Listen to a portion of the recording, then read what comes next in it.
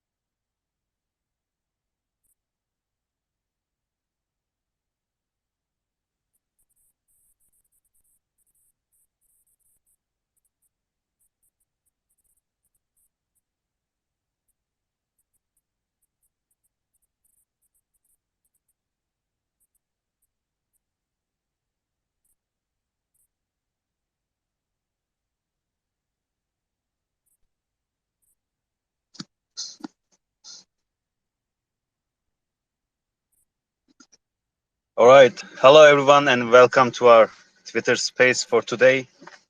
This is Alex. I'm from HyperGPT. I will be your moderator for this engaging and insightful session. We have Guilherme from Yay Network, one of our closest partners and friends.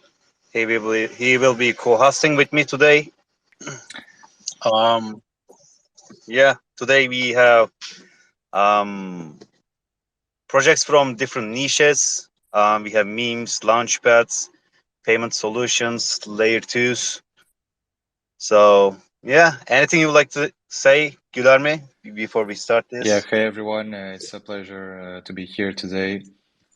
Thank you, HyperGPT, for inviting us, and I'm very excited to also get to know the other speakers and the other projects here. So, as Alex mentioned, I will be co-hosting and moderating the conversation, and the way we'll be conducting this Twitter space will be in the following way. We will ask each founder or representative of each company to answer a few questions and to give a very brief description of their activity. And then we will try to have a small discussion for each project based on which area they are working and what kind of challenges and what is the current situation for not only their project but also the market in general. So we don't have a very specific guideline. We want this conversation to be pretty fluid and organic, and we also don't want to focus too much on certain topics. So just go with the flow and be more flexible. So here today we have several different protocols and different startups.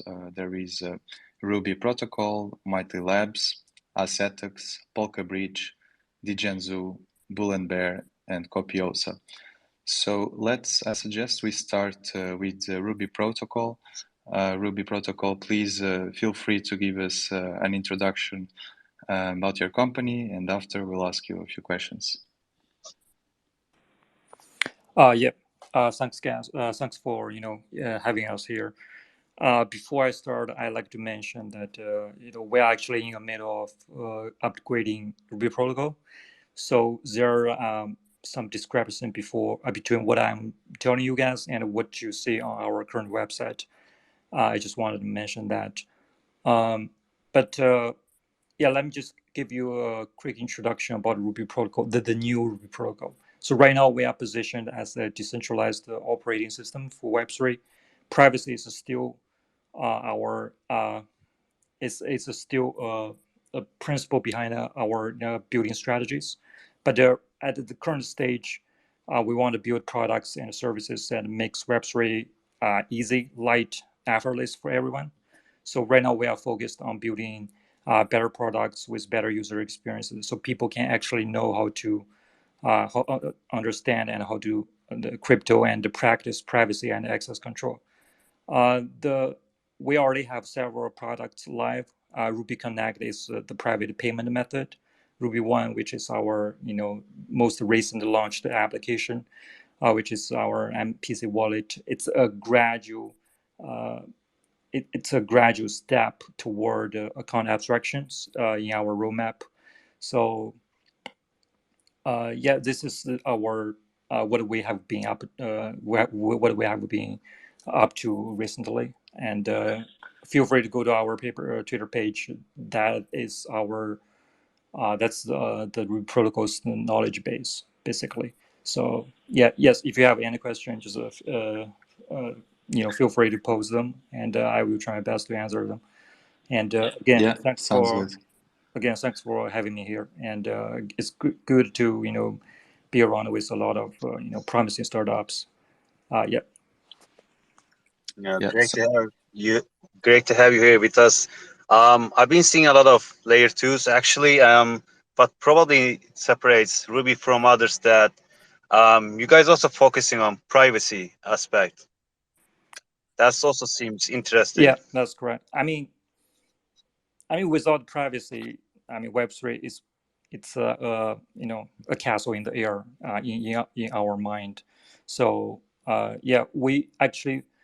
Uh, Let me just put this way. So entrepreneurship is about building something out of nothing, right? But in Web3 and in crypto space, uh, it's uh, it's very challenging because the market changes all the time, and the narratives and the niche changes rapidly. So we kind of we have to keep up with the market.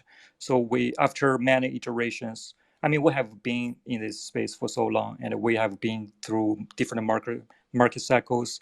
We've been there, done that, and we are here to stay. So we have to sort of reorientate ourselves or reinvent Ruby protocol to be to accommodate the market. So privacy, yes, is still our building principles, but right now we are focusing on the user-centric applications. Because let's be honest, so I think the layer one is, the layer one solutions we have right now are pretty good. So we already have enough cheap and secure block space. So I think this time and in the coming market cycles, there is a huge demand for user-centric applications, and that's why we are. That's what we are aiming for. Yeah.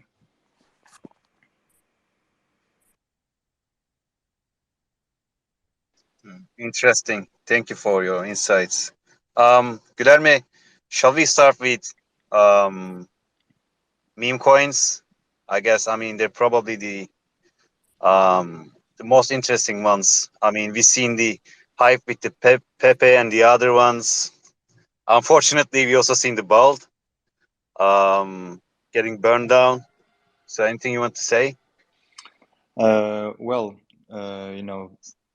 in terms of meme coins, what can I say? There are meme coins, right? So I think it's a gamble, and most meme coins don't have any intrinsic value, and there is a huge risk when trading meme coins, and there is very few examples of coins which can be sustainable for the long term.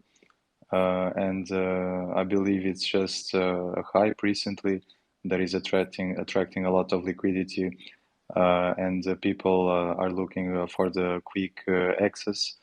And in bear market, if you want to invest in really high quality projects, it would be more like a long-term investment, and everybody's just looking for the quick profits. So I think that's like the current situation when it comes to meme coins. I think it's also kind of pity that a lot of liquidity is shifting from also high quality protocols to those kind of projects. But it is what it is. In terms of the bold event, I think it's something which I wouldn't say was completely unexpected. There is always those kind of cases of rug pulls and scams, and I think when you're trading this kind of tokens, it's extremely high risk, and you should be expecting to lose all your money in these situations. I don't know, maybe someone from the speakers has some experience trading meme coins and wants to give some feedback about what are their current thoughts about it. Yeah, maybe we can also have the thoughts of our two of our meme coin speakers, maybe Bullbeer or Degenzu. If any of you guys would like to chime in and have a few words. Yeah, we have noticed also, we have seen the ball, what happened to Bold, and what.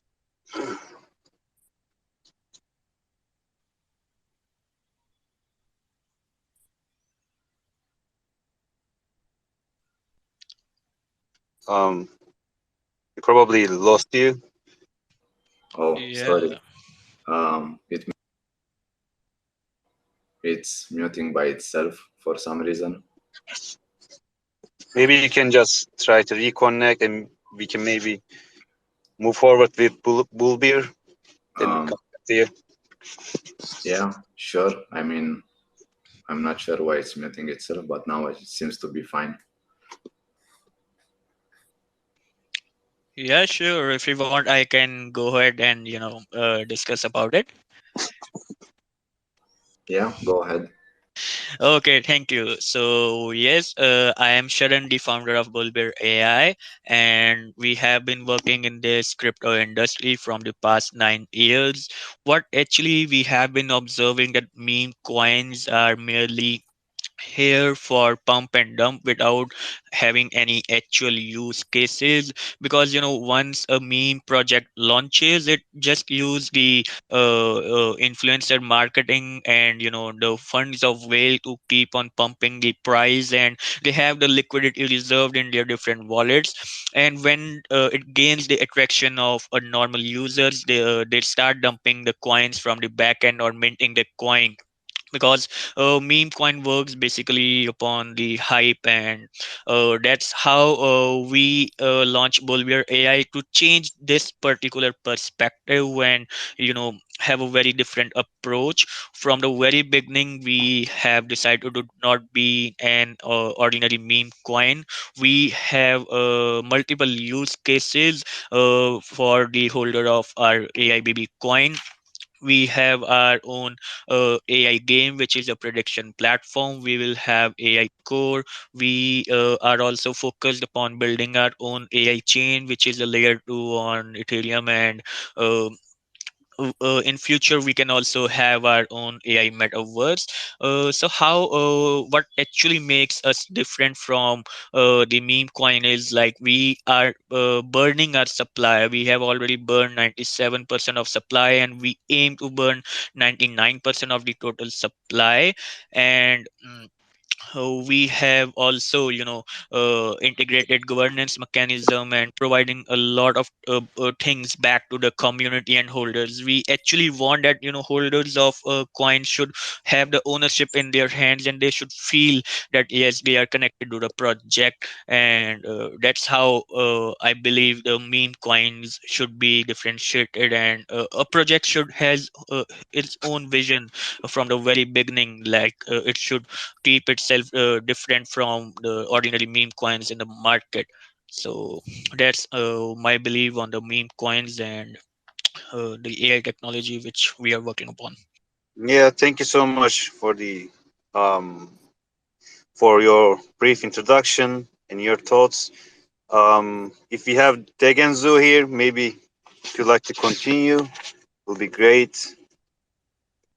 Maybe with a brief introduction.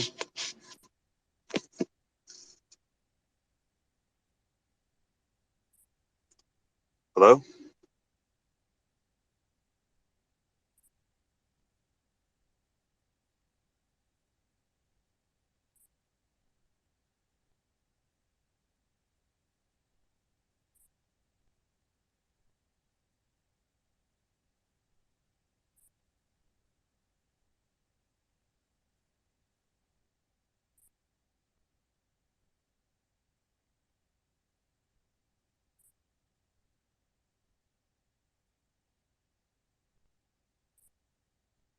I guess Digenzu is having some troubles with the connection. I suggest let's go next for Polka Bridge. I hear you now. Okay.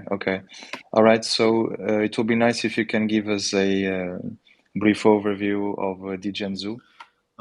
Yeah, sure. So basically, Digenzu is an ROI game at its core. It's just like staking, but with animals and NFTs. The way it works is that you go on our website and you can claim an egg.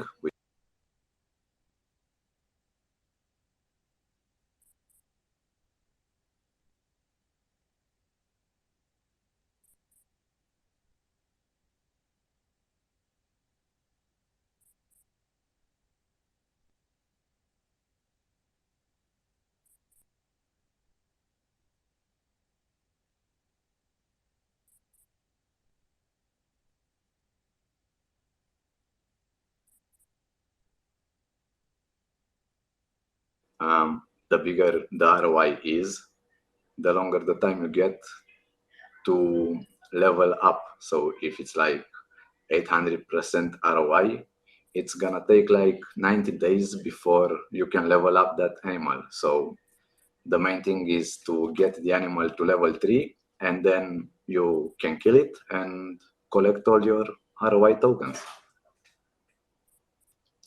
And one more thing is that if you have two of the same animals, you get an extra bonus when you level them up.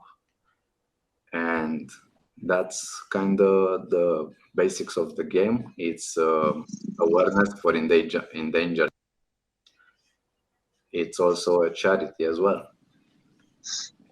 I see. I guess you guys also have connections with Jack Paul, and also like I seen that DAO Maker connection as well. Would like to hear more about that angle as well.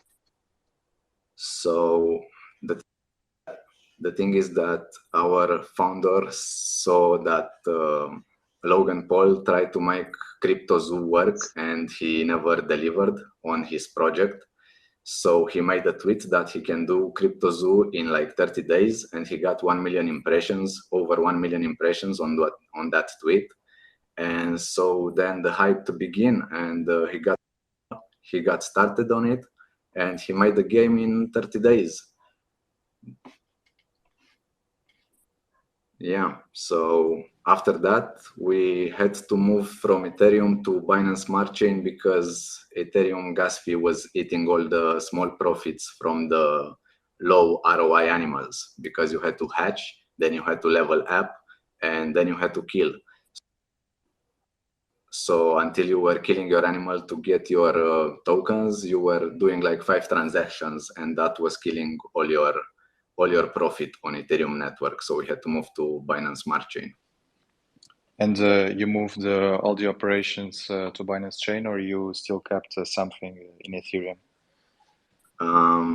Now we moved all the operation to Binance Smart Chain. The way it was before is that you had to stake tokens to get eggs, but on Ethereum, but on Binance Smart Chain you can get them for free.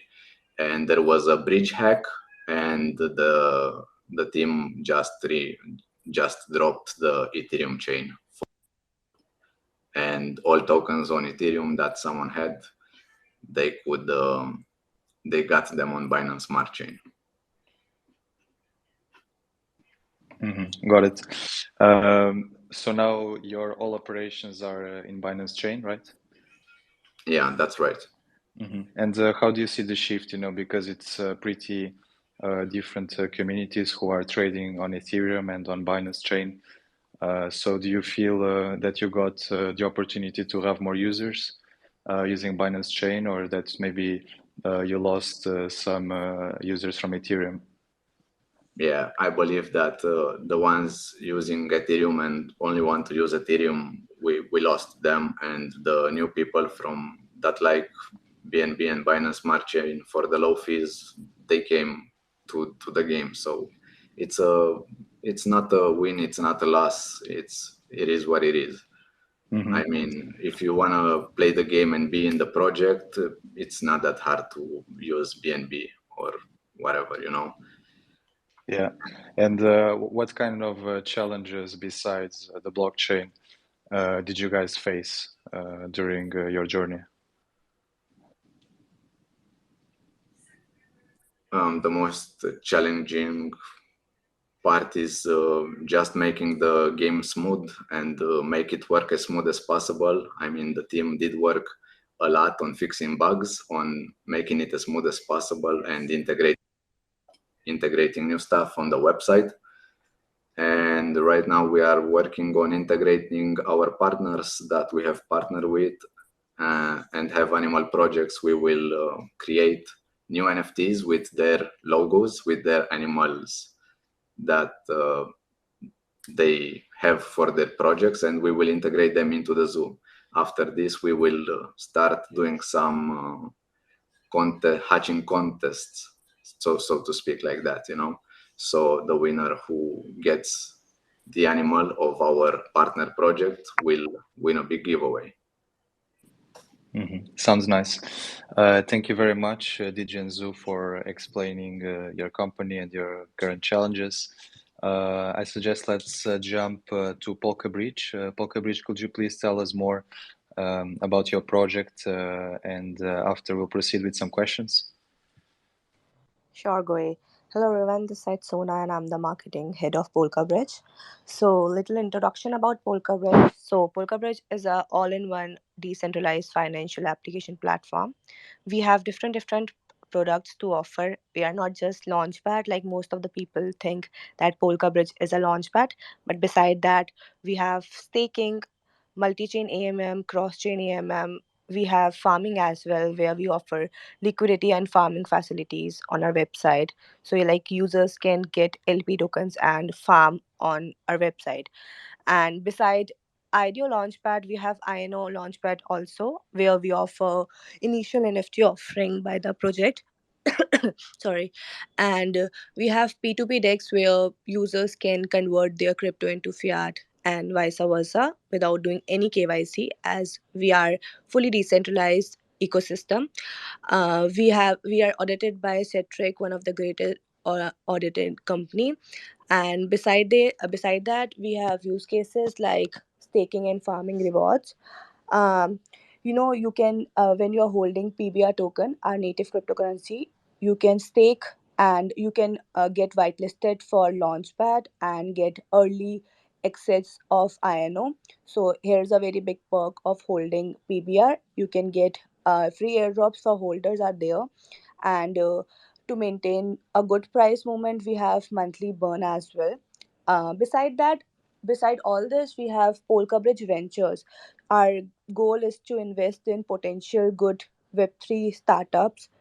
Till now, we have invested in 20 plus projects like Bitscrunch, Altaverse, Magic Square, And recently we have invested 1 million in Bulbia AI. So we are a close partner of Bulbia AI. Polka Bridge is listed on good centralized exchanges like KuCoin and Huobi as well. So basically, our whole goal is to create a decentralized ecosystem, like fully fledged decentralized ecosystem for the user. And we have this mainnet coming for cross chain and multi chain AMM. So yeah, that's pretty cool about Polka Bridge in all in one. Understood. Thank you very much for explaining. I would like to ask you, in which blockchains are you more focused on? Like in terms of your community, but also in terms of your investments and INO launches. Are you targeting specifically any chains, or you are pretty much open to different ones?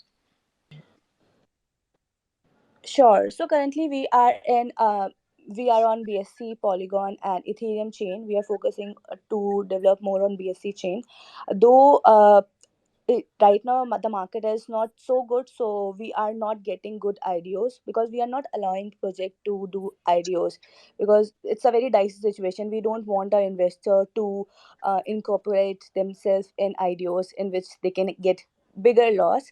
So currently our main focus in is developing. We will be bringing uh, some kind of AI to Polka Bridge ecosystem.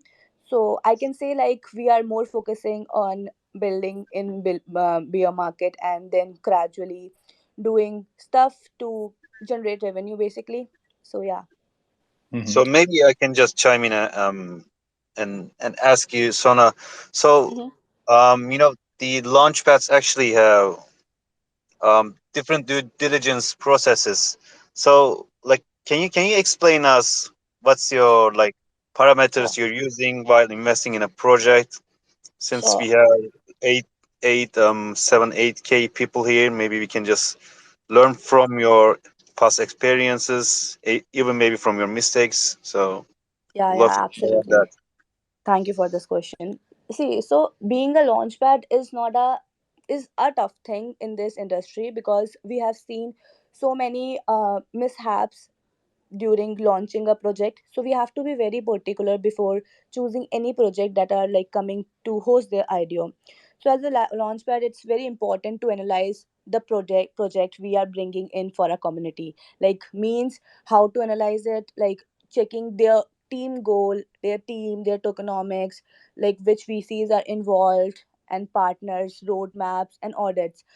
And also like to avoid, there always should be a fair distribution when you are someone who is involved with launchpad, because personally I have encountered like teams are, sometimes teams do major sell which causes price to go down, and then eventually investors crying because of that thing. So we have to keep in mind that there should be a fair distribution.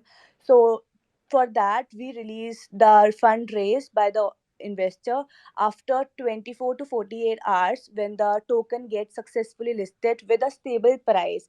But if the price goes down, like from the IDO price also, because we have encountered this, so in that case we um, give refund to the community with extra bonuses so that they can be little happy. And beside that, we have this governance where we allow users to select whether they want to see this project or not. Previously we have done so good ideas, like we have seen like tokens going 135x, and good projects has involved with Polka Bridge. We help them in marketing sort of things as well. But it's very important to pre-analyze the project. It's very important, just because like we have several fees for these projects who do IDO. But our goal is not just to take fees. Our goal is to provide quality to the community, because in the end what we are today is because of the community. If the belief go down, then then there will be no one to invest in the IDO. So it's very important for a launchpad to believe create between the community and be very particular when it comes to launching some XYZ project on our platform. Mm-hmm. Understood. And I'd like to ask you, in the current market, at what kind of projects are you looking at? Is there some specific niche that you are targeting, that you see the potential? And this question I want to ask not just to you, but in general to all the speakers that are with us today. What do you guys think is the actual future, and what are the new projects that are coming out that you think will bring more liquidity, more utility, and more power to our community? I feel like if I might Sure. jump. Oh, sorry. Like anyone can go. Yeah, you can go ahead if you want to. I was just going to say, hi guys, I'm Bailey. I'm one of the founding team at Copiosa. I feel like we're heading towards the land of genuine use case. I think we have done our hype rounds. I think the next kind of run that I think we might see will be when we start actually launching projects where tokens have really good solid use cases, where NFTs start getting used for ticketing and things like that, and where people can really see the real world value of the thing that they're investing into. That's kind of my 2 cents. Sorry for cutting you off. Or maybe while you're at it, maybe you can also introduce yourself as well, Bailey, in your project. Oh, amazing. Yeah, totally happy to do that. So as I said, I'm Bailey. I'm one of the founders from Copiosa. So I guess I always start off in these things when I'm introducing Copiosa by asking a question, which is, we can keep it rhetorical today, which is, did you lose money the first time that you tried to buy crypto? If you answered yes, I'm hearing a little bit of a giggle from there. So no comment on who is laughing along there. But if you've answered yes to that, you're part of the vast majority. So most people lose money when they enter the crypto space, whether it's because of scammers or slippage or just the overarching complexity of the space.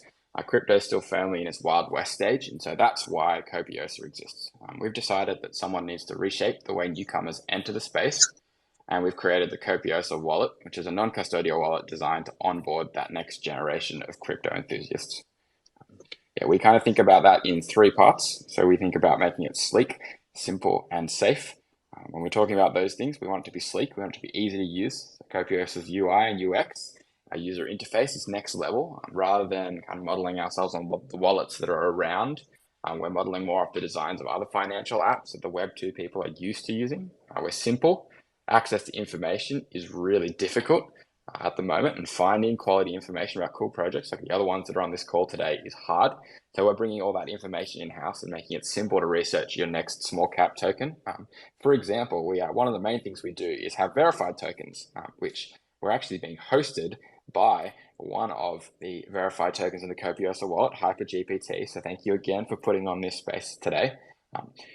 In the Copiosa wallet, you can find these verified tokens we've brought together a whole bunch of their in-depth information about the token itself, about the business behind it, and about the team behind it.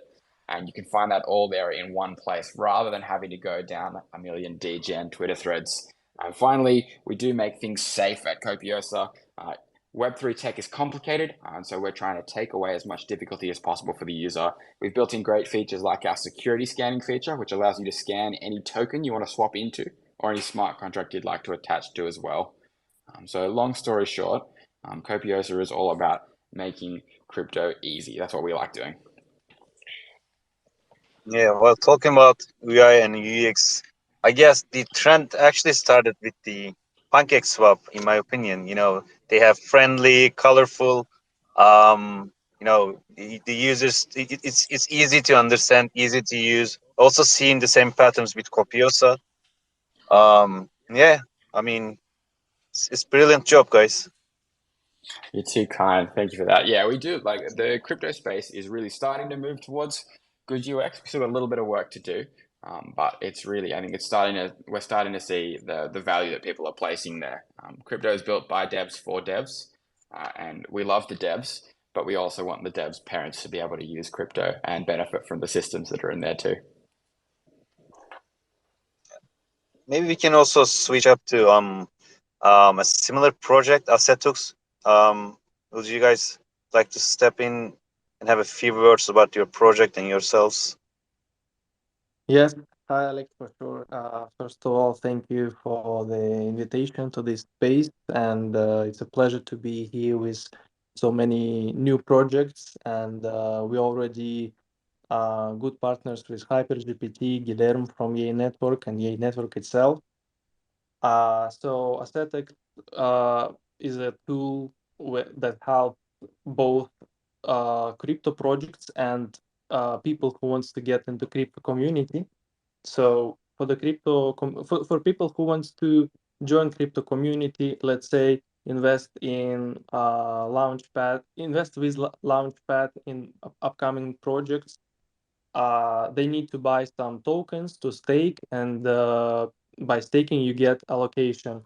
So how you can use aesthetic in that case is we don't do any wallet custodial service. So you can have MetaMask or any other wallet, for example, even on mobile phone. Let's say you have Trust Wallet, you go to Ascetic, you connect it with Wallet Connect, and then you complete the transaction. You make the purchase of, for example, Yay tokens with your credit or debit card, Visa, Mastercard.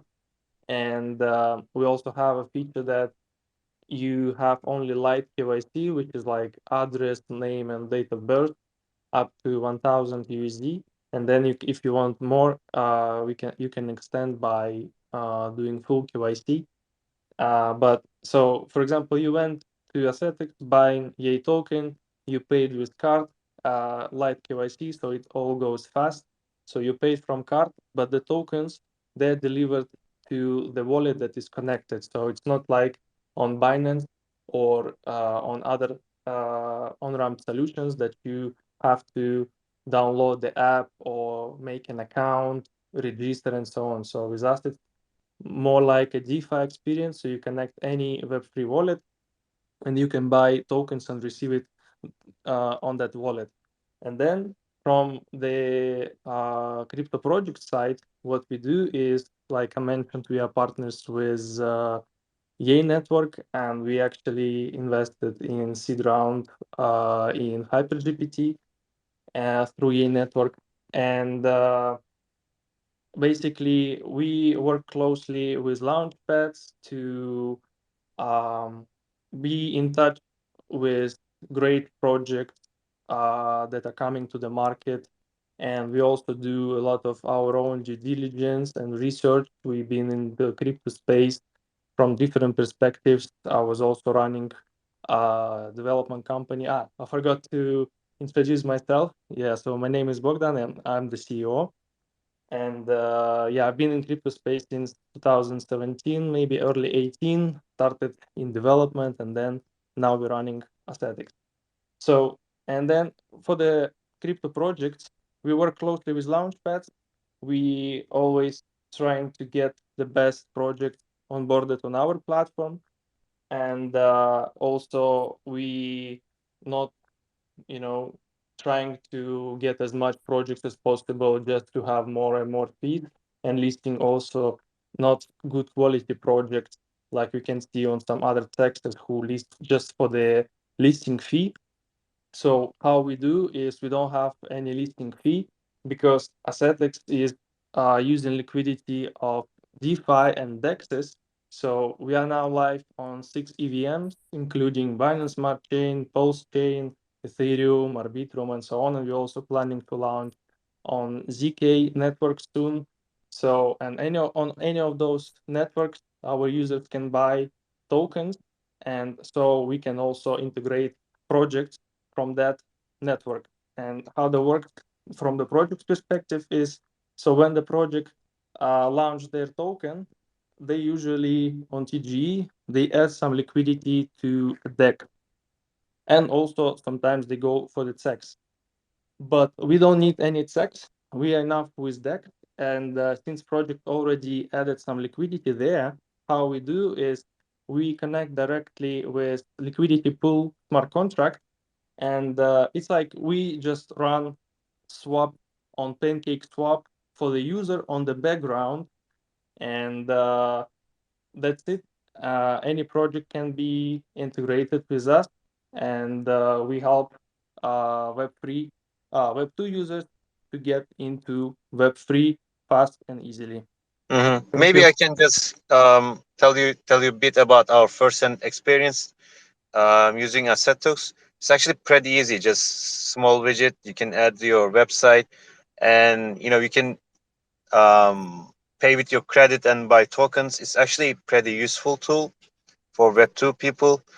Um, so maybe I can. I mean, Guilherme is AI Network is one of our co-hosts, but they're also one of the participants of this space. So Guilherme, would you like to tell a little bit about yourself and the AI Network? You guys have one of the top launch pads, so we'd love to hear more on that angle as well. Yes, of course. First of all, my name is Guilherme, and I'm the founder and CEO of your network. I wouldn't say that we are a launchpad. We are a decentralized venture capital and venture studio. So we support the projects to fundraise not only through the retail users from our community, but also through our network of angels and venture capitals.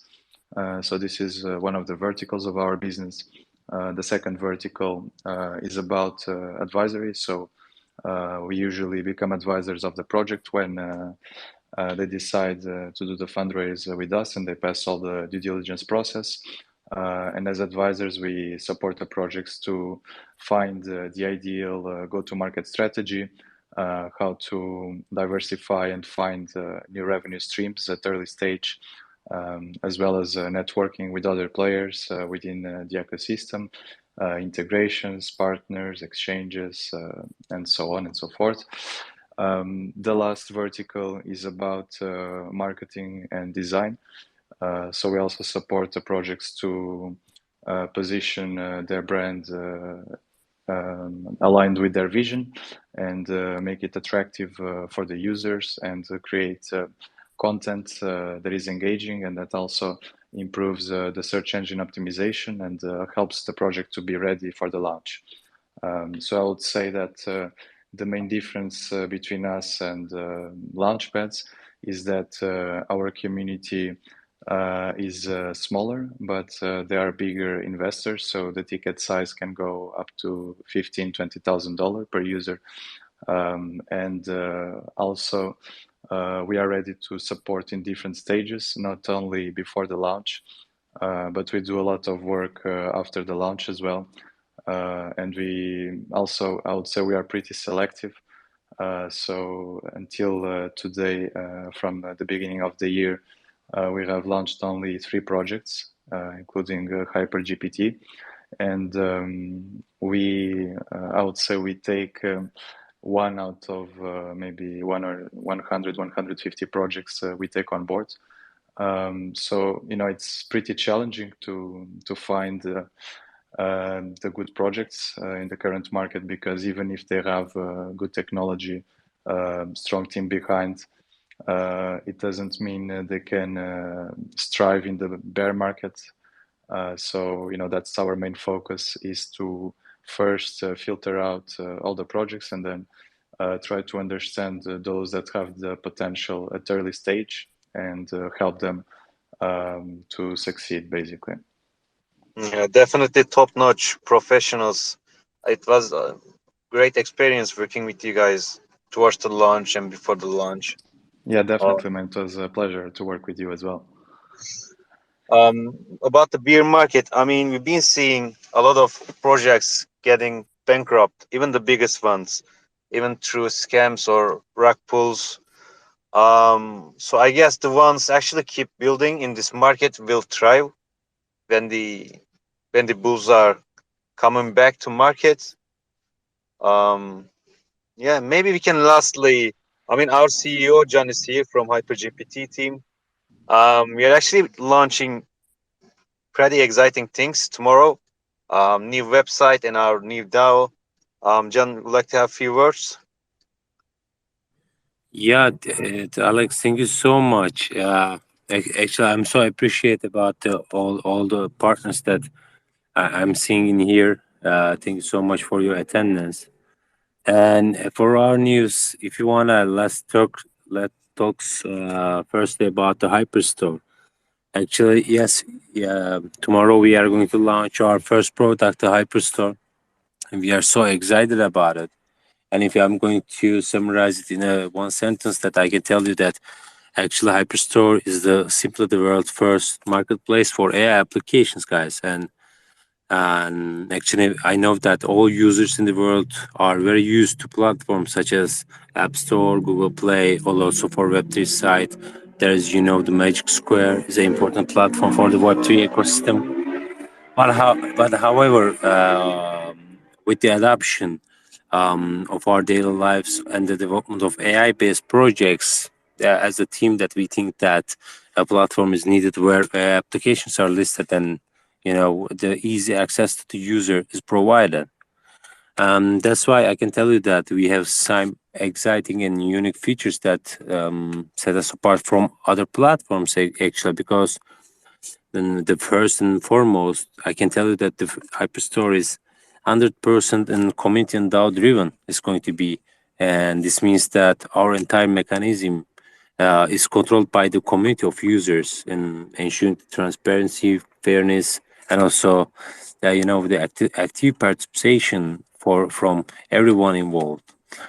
And then as a result, I can tell you that the decision we make and the direction we take are based on the collective wisdom and input of our users. And also, I want to tell that one of our the standout aspects of Hyperstore is that you don't need any development, know to about knowledge to use it effectively. And also, we have made it incredibly user friendly for all kind of users. So even if you're not a tech expert, you can easily navigate the platform and find the application that suits on your needs. And I can tell that no coding required in it. And also, I can tell you that as a team that we understand keeping up with the latest trends and innovations is crucial in the world of AI, and that's why ma- we have made it simple for you to find trending solutions on our platform. Also, with just a few clicks, you can discover the most up to date and popular AI applications, and you can always at the front of at the forefront of technological advancements. And last, I can tell you that our mission at Hyperstore, especially to simplify the all the people's AI interrogation process, and we want to make it easy and as possible for you, the all the users find the perfect AI solutions for their projects, and with the powerful search capabilities, I can say that we are going to allow you to filter results provide by price, functionality, popularity, the ensuring you can quickly identify the best fit for your specific requirements. I can tell you that.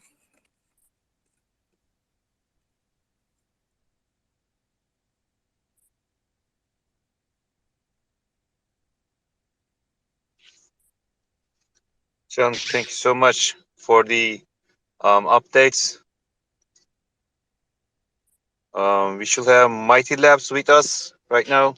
Um, Anyone from your side requested to be speaker? By the way, Alex, may I mention about the HyperDAO infrastructure while we are waiting it? Sure, of course. Maybe you are following all the news but we created a mechanism that we called HyperDAO. Actually, HyperDAO is much more than just a decision-making infrastructure. It's also community, that will shape the future of AI that we provide. And also, if the peoples are going to be as a member of HyperDAO, they have the unique opportunity to directly contribute to the development of HyperGPT and also HyperStore, and which is the world's most comprehensive AI DAO. And I can tell you that HyperDAO is not just a group that influences the decisions through voting. It plays a central role in the development of HyperStore by actively then engaging in content creation and validation.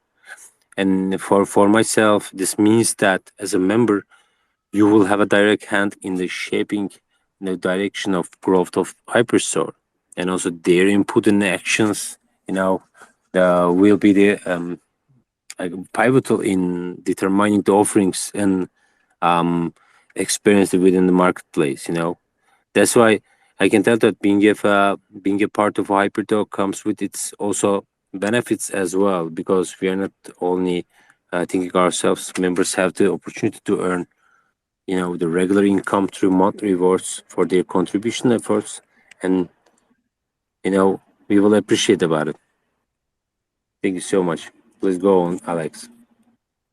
Sure. Guilherme, do you have anything in your mind to ask to one of our competitor attenders? Yeah, I think we haven't spoken yet to Mighty Labs. Yeah, So we're I missing them. suggest we have some introduction from them. I guess they're not in the space yet. So I see. And I see we have Mr. Black here as a speaker.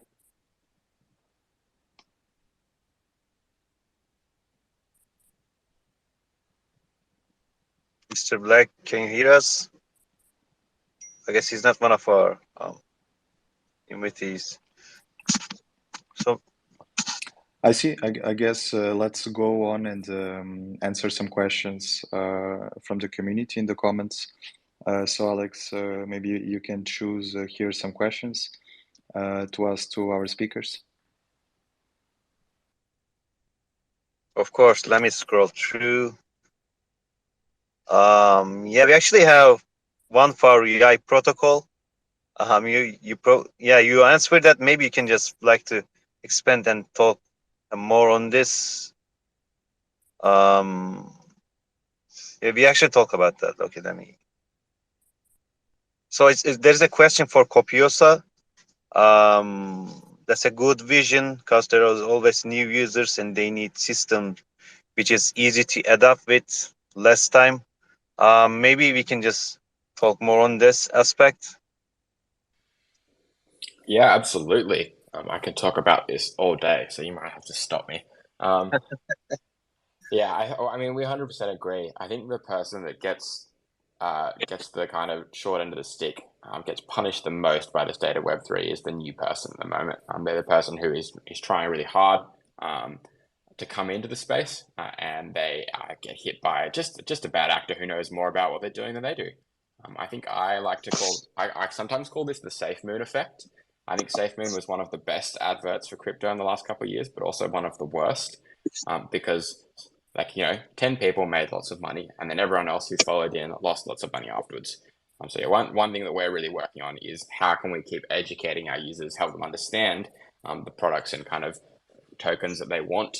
Maybe they do want to invest in, but understanding more about what they're actually investing in, and then also beyond that, understanding further. Okay, well, how does it hold value? Kind of the overarching thesis and understandings of the space that you can learn over time. That generally you take a really long time to learn and have to sit on lots of spaces and learn lots of things. We're thinking about how can we streamline that educational process on the way through. Thank you so much. So next question. It's actually not towards any project, but if any of you guys would like to chime in and answer will be great. So the question coming from Andy, I just want to ask, what do you think is the best strategy that you can bring more users into your project?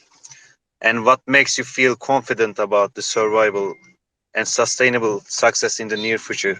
That's actually a good question. So anyone would like to hop in? Yeah, I think I can take that question. Will be great. Sure, please continue. Yeah, so definitely, when a project is developing, the basic thing is the community. Like what all a project is developing, it's only for the community, and community is the basic and most important people who will be using the product, which a project is being developing. So it's very important that we should take into the consideration and feedbacks whichever we are getting from the community, and focus more on expanding our community. Like we should also analyze the market trends which are going, and take the feedback along with the community to develop a perfect product. And also time to time, in order to get the support from the wonderful community, we can a project should host some kind of giveaways or some kind of rewarding campaigns in order to the support which is being provided by them. And along with that, the partners play a very important role. Like we have wonderful partners in the this particular space here. Like with the current this particular Twitter space, we have gained like 5,000 live people who are listening to the vision of various prominent projects and sharing the community as well. So for me, the community is always a very important aspect to be focused upon, because a project cannot survive without the community. If we have the people who are supporting us, and that they know what we are developing and for whom we are developing. So that's my vision, and I believe that the community plays an important role for each project. Thank you so much. Gülay, would you like to take the last question from community before we wrap this up? Sure, yeah, let's see what are the questions here in the comment section. Just while you're scrolling down, so three winners of this space will be the ones we choose, and then the rest will be picked with a lottery, and we will be announced this probably in couple days. So yeah, just wanted to note on that. So I see there is a question here for Ruby protocol from Dream Concept 7. So the question is, security is the most important thing to consider when starting up a project or partnership. How secured is this project for users and investors? Because there's been a lot of hacking issues. Please, can we get information about your security system? Yeah. Thank you very much. That's like $1 million questions, right? For a startup, yeah, it is important, but I think before that we have to make sure the usability is right there, and of course, when we launch everything has to be audited, everything has to go through close examination before we can release it all there, and to be able to work with our multiple listing partners, because this is a must-have in the industry right now. So I guess this is whoever is asking this question is absolutely right. Security it's very necessary, but right now I think at the current stage we are allocated the majority of our resources to usabilities, because to be honest with you, the underlying technology, the underlying infrastructure we have been using are pretty solid. I mean, Ethereum is it's a secured infrastructures, and what we have to do is to build upon that, to make sure we have enough check and balances in places. And we believe the partners we had in the cybersecurity spaces are very solid, and we are well connected in this space to have good partners to sort of get have our back. So yes, security, but on the other hand, security and the privacy is intertwined. So if you want good security, you sort of need a very solid privacy infrastructures. So this is our thesis. I know it's not a perfect answer to the questions, but that's a very broad questions. So I guess this is my 2 cents. And I also want to touch upon the previous questions about how to survive the market, and how to build a good project under this market sentiment. I think my predecessor mentioned the communities and build a good products and know whom you are building the products for. I think these were very great answers. But the other one is make sure you keep the burn rate low and make sure you have a healthy runway because you need to stay in the game to fight the game. And yeah, that would be my answer. Thanks for the question. Yeah, absolutely. I mean, it's one of the biggest struggles projects having these days. To keep up the burn rate, it's actually expensive to build projects, especially for the development side. It's like 80-90% of the recurring cost of the projects. So good advices from first hand. Thank you so much. Thank you. Before we finish this, before we wrap this up, anyone else would like to step in and say a few words, or otherwise we will be closing in a couple of minutes.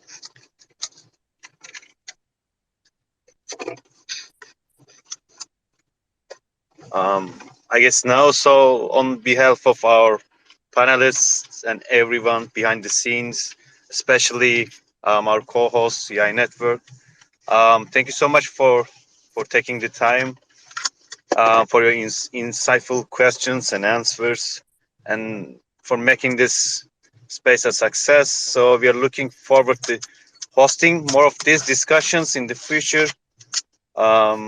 Goodbye for now, and take care, everyone. Yep. Thank you, Thanks so everyone. much for Thank you, coming, Alex. everyone. It was a pleasure to be here. Bye-bye. Thank you for hosting. Thank you guys for hosting us. Thank Pleasure you, to be guys. Have a here. nice day.